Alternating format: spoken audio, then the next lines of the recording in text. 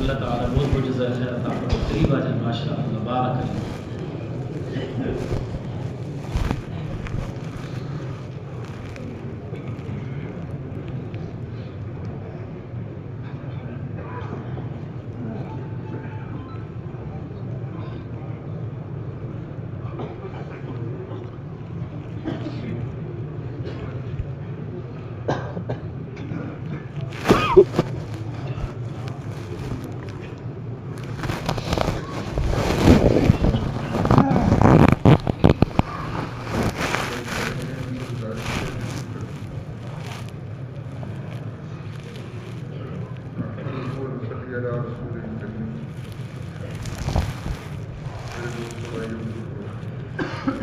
ہمارا یہاں جمع ہونا بہت خالی فکر کے لیے ایک بہت بڑی محنت ہے، جو محنت ختم نبوت کی وجہ سے ہماری زندہ ہے. اس محنت کے لیے ہم یہاں جمع ہوتے ہیں. کیسے سارے عالم کے اندر جتنے انسان ہیں وہ سب کے سب جہنم سے بچ کے جنت میں جانے والے بن جائیں. میرے دوستو، یہ وہ کام ہے کہ جس محنت کے لیے اللہ سبحانہ تعالیٰ نے انبیاء کرام علیہ السلام کو منتخب فرمایا اور پھر سب سے آخر میں صلی اللہ علیہ وسلم سے سمجھایا. معمولی محنت نہیں ہے. آج دنیا کے اندر بہت سی محنتیں چل رہی ہیں. ہر آدمی اپنی محنت سے کامیاب ہونا چاہتا ہے، لیکن ہر محنت کامیابی کی طرف نہیں لے کے جائے گی. یہ جو سردار الانبیاء صلی اللہ علیہ وسلم والی مبارک محنت ہے، اگر میرے دوستو اس محنت کو ہم صحیح روپ کے اوپر کرنے والے بن گئے تو انشاءاللہ یہ محنت جو ہے یہ کامیابی کی طرف لے کے جائے گی. مفتی زین العابدین فرمایا کرتے تھے کہ زندگی گزارنے کے دو راستے ہیں. جب سے دنیا میں رہے ہیں یہی دو راستے ہیں. ایک راستہ وہ ہے کہ جس راستے کو جو ہے وہ اس کے اوپر انبیاء کرام علیہ السلام، صحابہ رضی اللہ عنہم اجمعین چلیں. اور دوسرا راستہ وہ ہے جو فرعون، شداد، حامان، ان لوگوں کا راستہ. تو فرماتے تھے کہ راستہ جدھر جاتا ہے جس منزل پہ لے کے جاتا ہے، تو پہلے چلنے والے اس راستے کے اوپر چل کے جس منزل سے اس راستے کے اوپر قیامت تک چلے گا وہ اسی منزل پہ پہنچے گا. اگر کوئی انبیاء کرام علیہ السلام والے راستے کو پکڑے گا، سردار الانبیاء صلی اللہ علیہ وسلم والے راستے کو پکڑے گا، اس پہ چلے گا، تو جہاں وہ پہنچے پیچھے پیچھے یہ بھی ان کے پیچھے کبھی پہنچ جائے گا. آہستہ بھی چلا اور جو ہے وہ سست رفتاری سے بھی چلا، لیکن راستہ وہی ہے. اسی راستے کے اوپر چلا تو وہیں پہنچے گا جہاں وہ پہنچے گا. اور اسی طرح جو فرعون، نمرود، شداد، حامان، قارون اس راستے کے اوپر جو چلے، وہ لوگ جس راستے کے اوپر چلے تو اس راستے کے اوپر چل کے جس منزل پہ وہ پہنچے، بعد میں جو بھی اس راستے کے اوپر چلے گا قیامت تک وہ بھی اسی منزل پہ پہنچے گا جہاں پہلے والے پہنچے. اس لیے کہ راستہ ایک ہی ہے.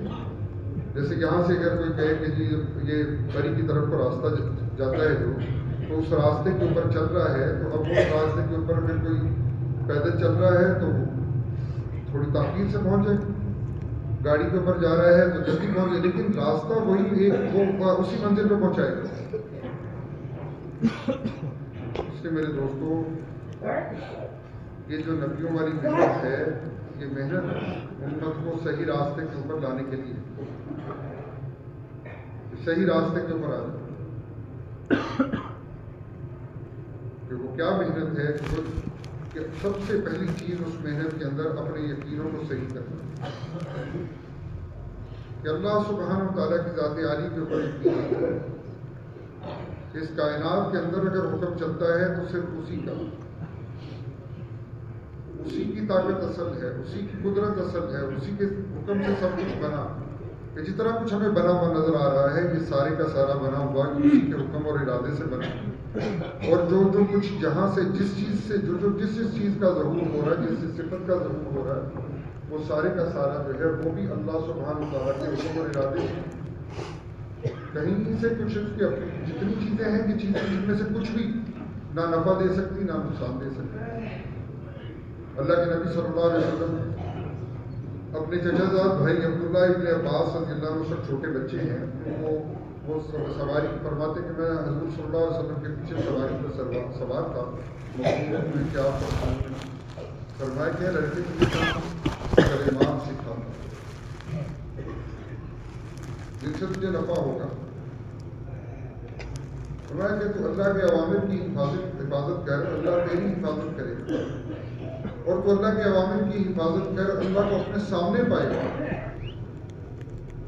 اور جب سوال کرنا ہو تو اسی اللہ سے سوال کرو، مدد چاہنی ہو تو اسی اللہ سے مدد چاہو، اور جان لو کہ ساری کی ساری امت اس پہ جمع ہو جائے کہ تمہیں نفع دینا چاہے، ہرگز نفع نہیں دے سکتی مگر وہ جو اللہ نے تمہارے لیے دیا،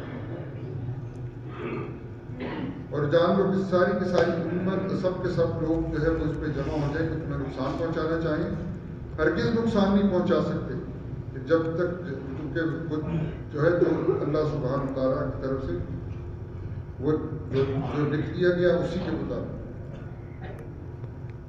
فرمایا کہ صحیفے خشک ہو چکے، اٹھائے جا چکے،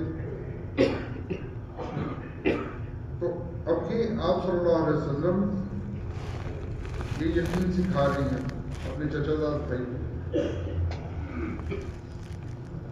سب سے پہلی محنت جو ہے میرے دوستوں یہ یقین سیکھنے کی ہے۔ آپ صلی اللہ علیہ وسلم کے فرمان کا مفہوم ہے کہ یقین کو سیکھو، یقین ہی پورا ایمان ہے۔ فرمایا کہ یقین والوں کے ساتھ بیٹھو، ان کی اتباع کرو۔ حضرت فضائل صدقات کے اندر علماء آخرت کی 12 علامتیں نقل کی ہیں، ان کے اندر جو ہے یہ 8ویں علامت میں یہ لکھا ہے کہ یقین میرے دوستوں سیکھنے کی سب سے پہلی چیز ہے کہ نفع نقصان، عزت ذلت، زندگی موت، خوشی غمی، تکلیف راحت، فقر تمنگری، یہ سب حالات جتنے بھی آ رہے ہیں یہ حالات سب اللہ سبحانہ وتعالیٰ کی طرف سے، کسی اور کے قبضے میں۔ آدمی سمجھے کہ میں اپنے حالات کو اپنی محنت سے بدل لوں گا، یہ بہت بڑا دھوکہ ہے۔ یہ حالات آدمی کی آزمائش کے لیے آتے ہیں اور اللہ سبحانہ وتعالیٰ کی طرف سے آتے ہیں، اور جتنا جو اللہ سبحانہ وتعالیٰ کے قریب ہوتا ہے اتنے اس کے اوپر حالات زیادہ آتے ہیں۔ سب سے زیادہ حالات حضور صلی اللہ علیہ وسلم کے اوپر آئے، اور پھر اس کے بعد جو جتنے انبیاء کرام علیہ السلام تشریف لائے ان سب کے سب جو ہے وہ حالات میں رہے، اور پھر اسی طرح جو جتنا افضل تھا اتنا اس کے بقدر اس کے اوپر حالات تھے، اور جو حال جب جو جتنا ایمان والا ہوگا اس کے اوپر جب حال آئے گا تو وہ اس حال کے اندر اس کا دھیان ہی اللہ کی طرف جائے گا، اللہ کے غیر کی طرف نہیں جائے گا۔ تو یہ دیکھے گا کہ یہ حال جو اللہ کی طرف سے آیا، اب اس حال کے اندر اللہ کا کیا حکم ہے، اللہ میرے سے کیا چاہتا ہے۔ ابراہیم علیہ السلام کو آگ میں ڈالا جا رہا ہے، اب آگ جلائی گئی، خوب بھڑکائی گئی، اب جب آگ بھڑک چکی سارے، اب اس میں ابراہیم علیہ السلام کو اس میں ڈالنے لگا، باندھا گیا اور رسیوں سے، اور پھر جو ہے وہ منجنیق کے اندر ڈال کے ان کو پھینکنے لگے۔ اس وقت میں جبرائیل علیہ السلام آ گئے اور اس وقت آ کے پوچھنے کے اللہ کے خلیل کہ حکم دیں تو یہ بارش کا فرشتہ میرے ساتھ ہے کہ یہ بارش برسا کے آگ کو بجھا دیں۔ ان کا اللہ نے بھیجا ہے، جی اللہ سے پوچھ کے آئیں گے، میری حاجت تو ہے تم سے نہیں، اور اللہ میرے ہاتھ کو جان، میرے لیے وہ اللہ کافی ہے۔ اب جب ابراہیم علیہ السلام کو آگ میں ڈالنے لگے، اب جس وقت وہ پھینکا آگ میں، اس وقت اللہ سبحانہ وتعالیٰ نے براہ راست آگ کو حکم دیا کہ اے آگ ٹھنڈی ہو جا اور سلامتی والی ہو جائے ابراہیم علیہ السلام۔ براہ راست آگ کو حکم کیا ہے کہ بقول مفتی زین العابدین صاحب رحمۃ اللہ کے فرماتے تھے کہ جب ابراہیم نے کہ ہمارے اور اپنے درمیان جو ہے کسی اور واسطے کو قبول نہیں کیا تو ہم بھی اب آگ جو ہے وہ ابراہیم اور آگ کے اور ہمارے درمیان اب بغیر واسطے کے اللہ سبحانہ تعالیٰ نے بھی پھر حکم دیا اور ابراہیم علیہ السلام کے لیے وہ آگ ٹھنڈی اور سلامتی والی ہو گئی اور باقی سب کے لیے ویسے کہ ویسے جو ہے اس کی صفت برقرار ہے۔ میرے دوستوں، اس کائنات کے اندر اس اللہ کا حکم چلتا ہے۔ وہ جب کسی چیز کا ارادہ فرما لے تو کوئی چیز اس ارادے کو روک نہیں سکتی، حفاظت کا ارادہ کر لیں تو کوئی چیز مار نہیں سکتی، اور مارنے کا ارادہ کر لیں تو کوئی چیز بچا نہیں سکتی۔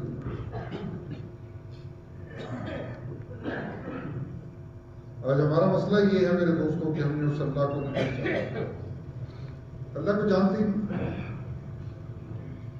اس کائنات کے اندر اگر کسی کا حکم چلتا ہے تو صرف اس ایک اللہ ہے۔ اسی لیے جب ہم نماز پڑھتے ہیں تو نماز میں سورہ فاتحہ کے اندر کیا کہتے ہیں کہ اللہ صرف تیری ہی بندگی کرتے ہیں اور صرف تجھ ہی سے مدد مانگتے ہیں۔ اس کا ترجمہ فرمایا کرتے تھے کہ اللہ ہم بندگی کے لیے بھی تجھے خالص کرتے ہیں اور مدد کے لیے بھی تجھے خالص کرتے ہیں۔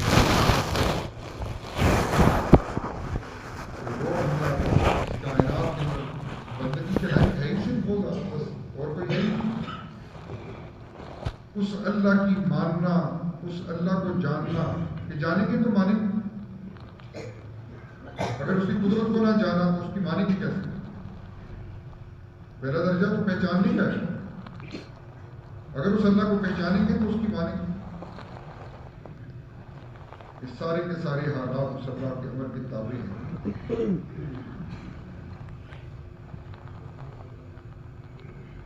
وہ ایک بزرگ بیان فرما رہے تھے، کہنے لگے کہ آدمی حالات سے پریشان نہیں ہوتا، خیالات سے پریشان ہوتا۔ حالات سے پریشان نہیں ہوتا، خیالات سے پریشان ہوتا۔ وہ جو وسوسے ڈالتا ہے نا شیطان، اس سے پریشان ہوتا۔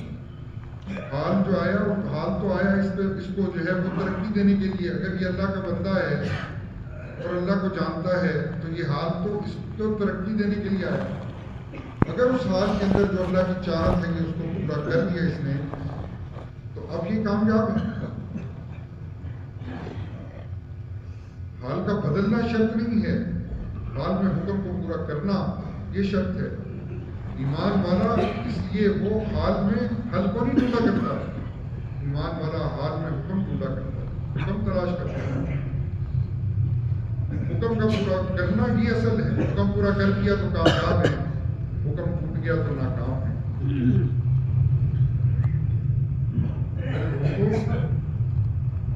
یہ اللہ سبحانہ تعالیٰ کی طرف سے یہ حال آیا، اس کو پہلی تو چیز یہ کہ یہ دل اس بات کو تسلیم کرے کہ حال اللہ کی طرف سے آیا۔ جو حدیث میں آتا ہے جس کا فرمایا کہ مومن کے لیے ہر حال مومن کا معاملہ بھی عجیب ہے، ہر حال اس کے لیے خیر کا ہوتا ہے۔ جب اس کو کوئی تکلیف پہنچتی ہے یہ اس کے اوپر صبر کرتا ہے، حکم پورا کرتا ہے تو اس کے لیے اجر لکھ دیا جاتا ہے، اور جب کوئی نعمت اس کے پاس آتی ہے اس کے لیے شکر ادا کرتا ہے، اللہ اس نعمت کو بڑھا دیتے ہیں تو اس کے لیے اجر لکھ دیا جاتا ہے۔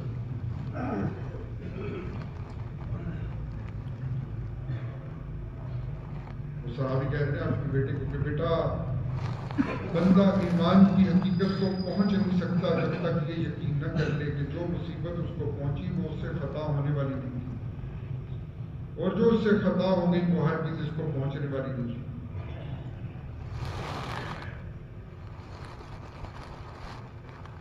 ایمان اس کا تقاضا کرتا ہے کہ ہم حال کے اندر حکم ڈھونڈیں، حال کے اندر حل نہ ڈھونڈیں۔ ساری دنیا اگر کوئی پریشانی والا حال آ جائے تو فوراً یہ سوچنے لگتے اب اس کا حل کیا، اس کا حل کیا، یہ نہیں سوچتے کہ اس میں حکم کیا ہے۔ ایمان حکموں کی پیاس لگایا کرتا ہے، ایمان والا حکموں کو دیکھے گا، وہ حل کو نہیں دیکھے گا۔ حکم کیا ہے؟ جو حکم ہے بس وہ پورا کرنا۔ میرے دوستوں یہ کلمہ جو ہے اس کلمے کا جو ہے تقاضا یہ ہے کہ جس اللہ نے پیدا کیا ہے اس اللہ کی مان کے چلنے والے، اس کے احکامات کے اوپر چلنے والے، لا الہ الا اللہ کا تقاضا یہ لا الہ الا اللہ سے نہ تو کوئی عمل پڑھ سکتا ہے نہ یہ کلمہ مسلمان کر سکتا ہے۔ ایمان کے بغیر کوئی اور عمل قبول ہی نہیں۔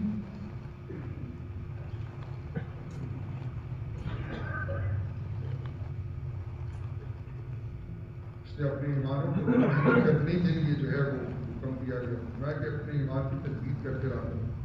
ایمان بھی پرانا ہو جاتا ہے، جیسے کرتا پہن کے پرانا ہو جاتا ہے تو ایمان بھی جو ہے وہ پرانا ہو جاتا ہے۔ پوچھا گیا کہ یا رسول اللہ صلی اللہ علیہ وسلم تجدید کیسے کریں؟ فرمایا جس کا حکم ہے کہ اکثر لا الہ الا اللہ، اس کے تذکرے کہ اسے ایک اللہ سے سب کچھ ہوتا ہے، اس اللہ کے غیر سے کچھ نہیں ہوتا ہے، اللہ کے حکم کے بغیر اس کے بغیر کچھ نہیں کر سکتا۔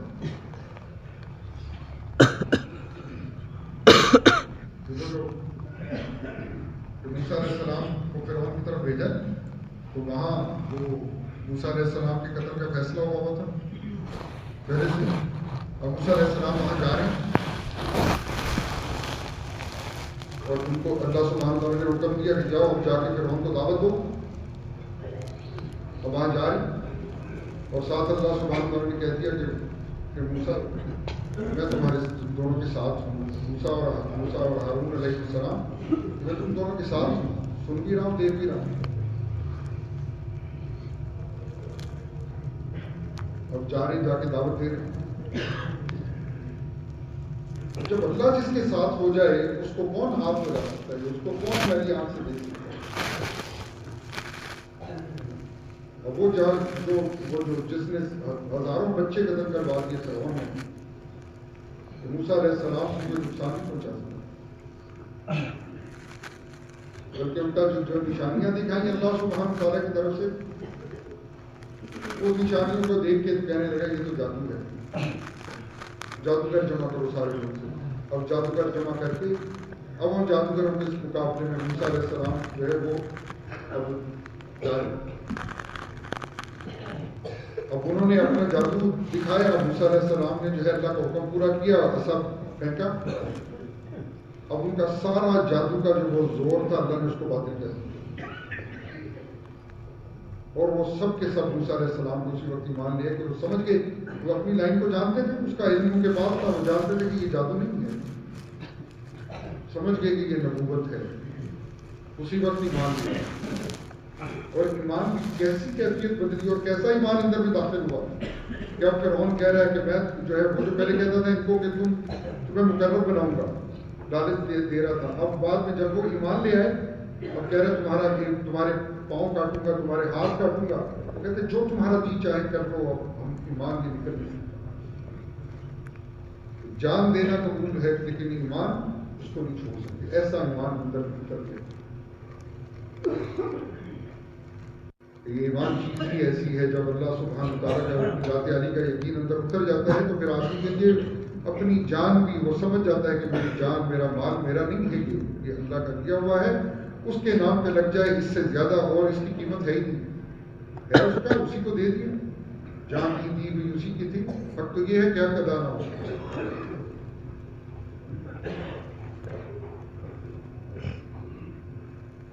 میرے دوستوں یہ وہ اللہ جب وہ جادوگروں کو ہدایت اللہ نے دے دی، اب جو ہے وہ اب ایمان اندر سے نہیں نکل سکتا۔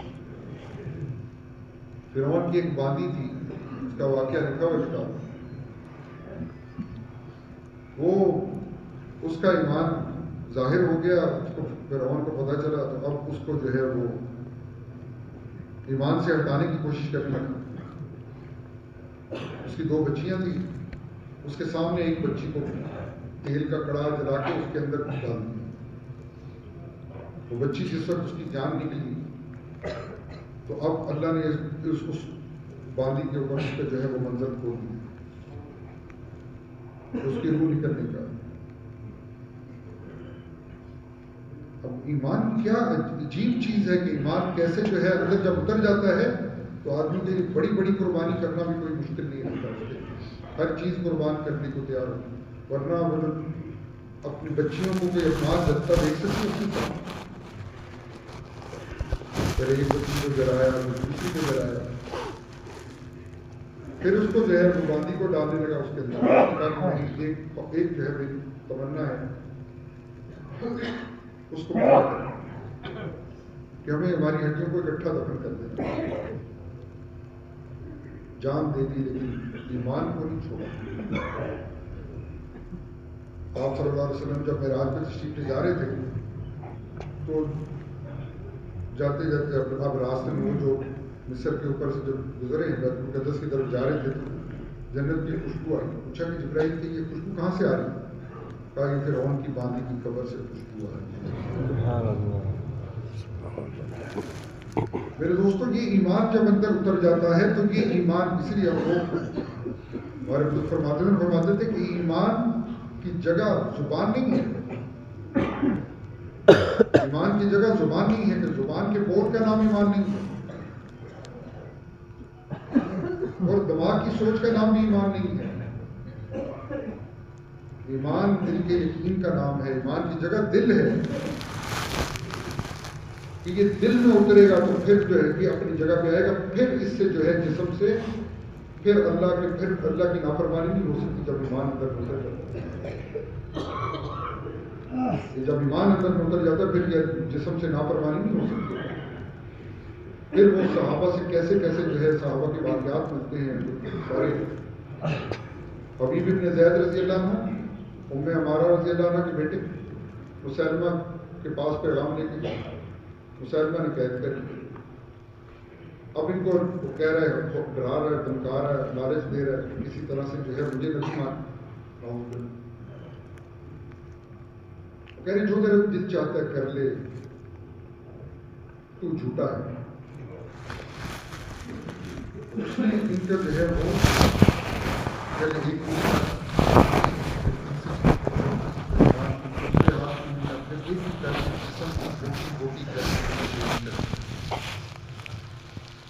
موٹیاں ہو گئی، ایمان کو نہیں چھوڑا، جان قربان کر دی۔ وہ جب ان کی والدہ کو پتہ چلا، ہم نے ہمارا رضی اللہ عنہ کو فرمانے لگی کسی دین کے لیے تو دودھ پلا کے بڑا کیا تھا، یہ ایمان کروایا کرتا ہے۔ جب یہ ایمان اندر اتر جاتا ہے تو پھر آدمی پھر اس سے جو ہے جان دینا جو سب سے مشکل کام ہے یہ بھی اس کے لیے آسان ہو جاتا ہے، پھر جان دینا بھی آسان ہو جاتا ہے۔ عبداللہ بن حذافہ رضی اللہ عنہ رومی سردار کی قید میں، اس نے ان کو جو ہے وہ لالچ دیا کہ میں آدھی سلطنت تمہیں دے دیتا ہوں، اپنی بیٹی سے تمہاری شادی کر لوں، تم اس آیت کو اختیار کر دو، اس کام کو چھوڑو۔ کیا فرمایا؟ فرمانے لگے کہ تم آدھی سلطنت کی بات ہے، پوری سلطنت بھی دے دو، اور یہ کہو کہ پلک جھپکنے کے برابر ایمان کو چھوڑ دوں اور اگلے لمحے کے اندر ایمان میں واپس آ جاؤں، تو یہ بھی مجھے قبول نہیں۔ ایمان کی قیمت تھی ان کے سامنے۔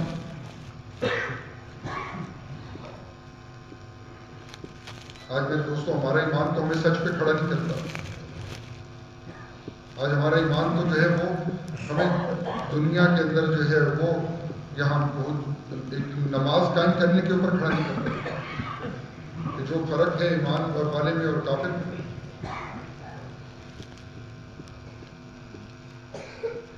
تو اس نے جو ہے اس کے بعد ان کے ساتھی کو پکڑا اور ایک تیل کا کڑایا جلوایا، اس کے اندر جو ہے وہ ساتھی کو ڈال کے وہ شہید ہو گئے۔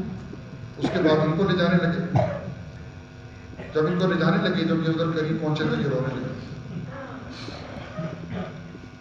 تو وہ جب اس کو بتایا کہ سردار کو، اس نے کہا کہ واپس لے، واپس آئے تو اس نے کہا کہ میں نے تو تمہیں پہلے کہا تھا میری بات مان لیتے۔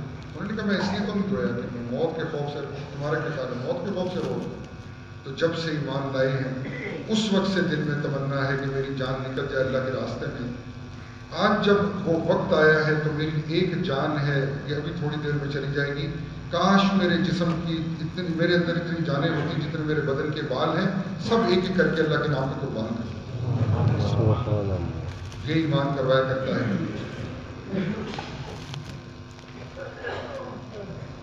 کہ وہ ایمان بنا ہوا تھا.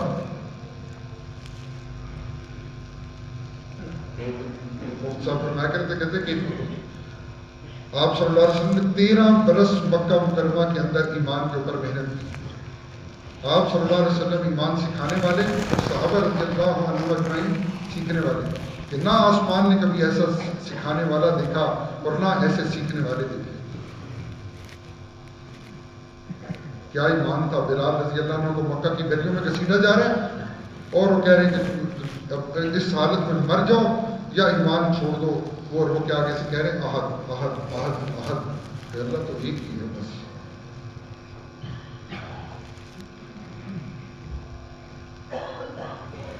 اور وہ جس وقت ہجرت کا حکم ہو رہا ہے اب نکلے، وہ جو صحابی جا رہے ہیں اور وہ جو ہے وہ صہیب رضی اللہ عنہ سے غالب جا رہے ہیں مدینہ منورہ کو، اور ان کو راستے میں ان کو جو ہے مکہ والوں نے کچھ لوگوں نے روک لیا.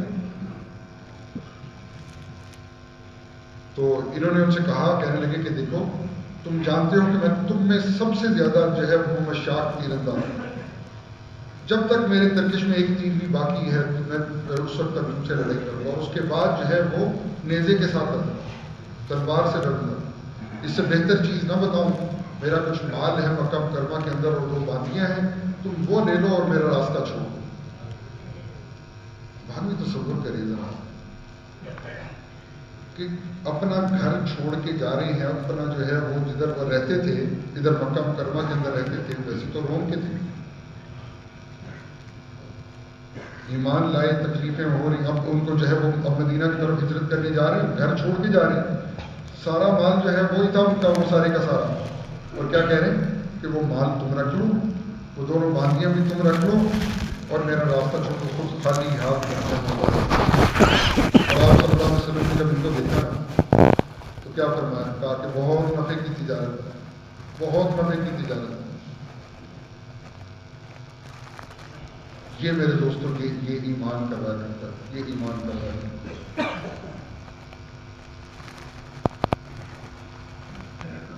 آج ہمارا ایمان تو ہمیں آرام سے روکتا ہے، اس لیے کہ ایمان میں محنت نہیں ہوئی.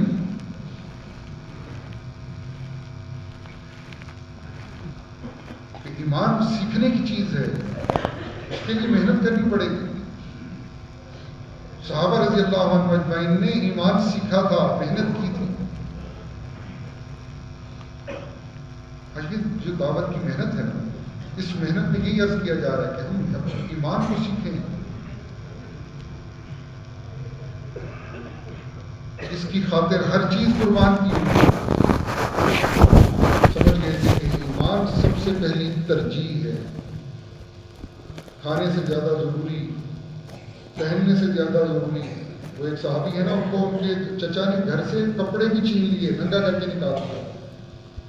اور وہ ایک چادر ان کی والدہ نے دی، اس کو 2 حصے کر کے آدھے نیچے باندھ لی، آدھے اوپر پہن لی. ذوالبجادین رضی اللہ عنہ، ان کو عبداللہ نام تھا اور ذوالبجادین کا کرتے 2 چادر. تو سمجھ گئے تھے کہ یہ سب چیزوں سے زیادہ ضروری ایمان ہے. آج ہم نے تو اس کو سب سے نیچے رکھا ہوا نا کہ جی وقت مل جائے گا تو تبلیغ میں وقت لگا لیں گے جو ہے، ورنہ جو ہے نا وہ کیا کریں جی، بیوی بچے پالنا بھی تو جو ہے نا وہ ذمہ داری ہے. حالانکہ اللہ سبحانہ تعالیٰ نے تو اس کا ذمہ تو اللہ نے لیا. رب تو وہ ہے، ہم تو نہیں. اپنے بچوں کے رب ہم تو نہیں، اللہ ہے رب. رب تو وہ ہے. ہمیں دھوکہ لگا کماؤں گا نہیں تو کھاؤں گا کہاں سے. کوئی دکان کو رب سمجھ رہا ہے، کاروبار کو رب سمجھ رہا ہے، کوئی جو ہے وہ کھیتی کو رب سمجھ رہا ہے. یہ سب دھوکہ ہے میرے دوستوں.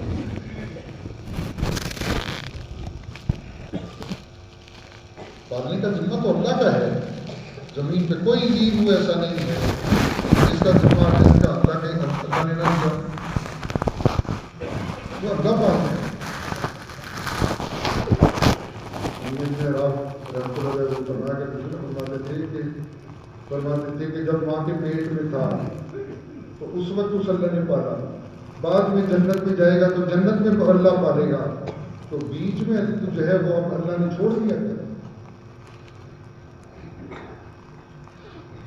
کہ بیچ میں بھی وہی پالتا ہے، دھوکہ ہمیں لگتا ہے۔ ہاں، امتحان کے لیے اللہ سبحانہ تعالیٰ نے یہ نظام بنایا ہوا ہے کہ نظر آ رہا ہے دکان سے ہوتا ہوا، نظر آ رہا ہے کاروبار سے ہوتا ہوا، نظر آ رہا ہے مال سے ہوتا ہوا، نظر آ رہا ہے حکومتوں سے، عہدوں سے ہوتا ہوا، صرف نظر آ رہا ہے، ظاہر ان سے ہو رہا ہے۔ جو ایمان والا ہوتا ہے وہ ہر حال میں یہ کہے گا کہ اللہ کریم، کہیں اور سے کچھ نہیں ہوتا۔ تو میرے دوستوں، اپنے ایمان کے اوپر محنت کرنا کہ سب سے پہلی ضرورت ہے۔ دکان چلانے سے زیادہ ضروری، کاروبار چلانے سے زیادہ ضروری، یونیورسٹیوں کے اندر پڑھنے سے زیادہ ضروری، حکومتیں چلانے سے زیادہ ضروری۔ مولانا الیاس رحمۃ اللہ علیہ، ان کے پاس ایک بڑے عالم تشریف لائے اور آ کے کہا کہ حضرت دعا فرما دے کہ انگریز جو ہے نا یہاں سے چلا جائے۔ یہ بات سمجھنے کی ہے میرے دوستوں، اگر جو ہے دھیان سے ذرا سمجھ۔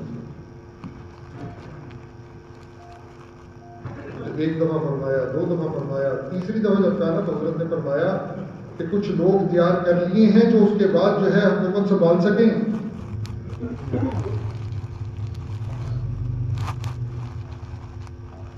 اب تو سمجھتے ہیں نا کہ حکومت کے لیے دین کی کیا ضرورت، دین کی سمجھ کی کیا ضرورت۔ اسلام کوئی بوڑھا لگڑا دین نہیں ہے میرے دوستوں، ہر شعبے کا دین سکھاتا ہے۔ حکومت کیسے چلانی ہے کر کے دکھا گئے ہمارے بڑے بڑے ابوبکر رضی اللہ عنہ، عمر رضی اللہ عنہ، کیسے انہوں نے جو ہے عثمان رضی اللہ عنہ کیسے کر کے دکھا کے دیا۔ حکومت کا بھی دین ہے، جب تک ایمان اندر نہیں ہوگا تو یہ حکومت کو اللہ کے حکموں کے مطابق نہیں چلائے گا، پھر حکومت کو اپنے نفس کے تابع ہو کے چلائے گا، پھر خواہشات پورا کرے گا اس حکومت کے ذریعے سے۔ میں نے عرض کیا نا کہ ہر حال کے اندر اللہ کے حکموں کو دیکھنا، حکومت والا حکومت میں اللہ کے ہاتھ اس کو اللہ کے حکم کو دیکھے، تجارت والا تجارت میں دیکھے، زراعت والا زراعت میں دیکھے، جو جس حال کے اندر، جو جس شعبے کے اندر، اس حال کے اندر اللہ کے حکموں کو دیکھے۔ حکم پورا کرنا اثر ہے۔ تو حضرت نے فرمایا کہ کچھ لوگ تیار کر لیے ہیں، کبھی وہ تو کوئی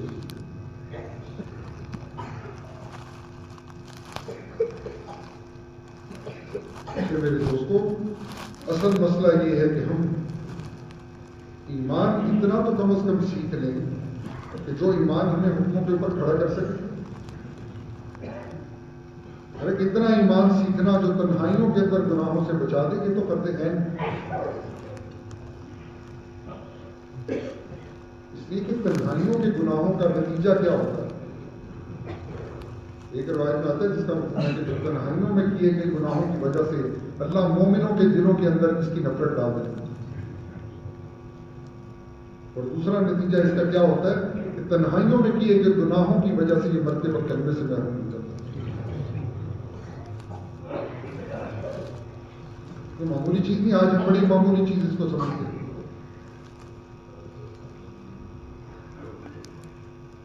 اتنا ایمان کو سیکھنا کم از کم جو ہے یہ تو ضروری ہے کہ جس کو جو ہے جس سے جو تنہائیوں میں بچا سکے ہمیں اللہ کا، کم از کم اتنا خوف تو دل میں ہو کہ اکیلا بیٹھا ہوا ہے تو اب اس وقت میں جو ہے وہ اس سے کوئی گناہ سرزد نہ ہو۔